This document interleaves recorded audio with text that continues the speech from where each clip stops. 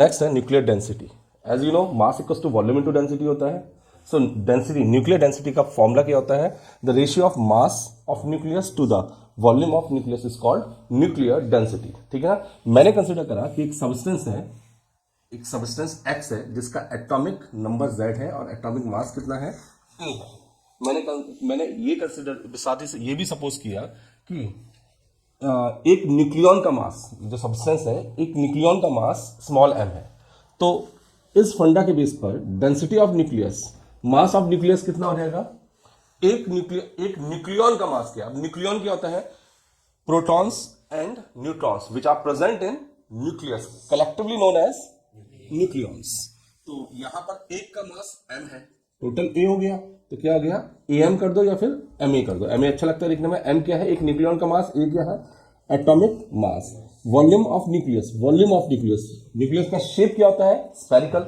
Sphere का volume क्या होता है? 4/3 क्या? पाई आर क्यूब। और कल ही आपने पढ़ा था एटॉमिक रेडियस के बारे में, r इक्वल्स टू क्या था? r नॉट a की पावर 1/3 पढ़ा था ये, सही है और नो? अब इस r को हम रिप्लेस यहां से कर देंगे तो न्यूक्लियर डेंसिटी बराबर कितना हो जाएगा? m a अपॉन, हाँ बोलो, पाई, कैपिटल आर के प्लेस पे कितना हो जाएगा? बोलो सब, आर नॉट ए की पावर 1/3 की होल क्यूब। समझे? तो nuclear density m e, nuclear density m a over कितना बचा आपके पास? 4/3 pi what? R naught cube, और a की पावर क्या? 3 से 3 कैंसिल, ठीक है ना, तो a से a कैंसिल। सो फाइनली हमारे पास न्यूक्लियर डेंसिटी कितना आ गया? m over what?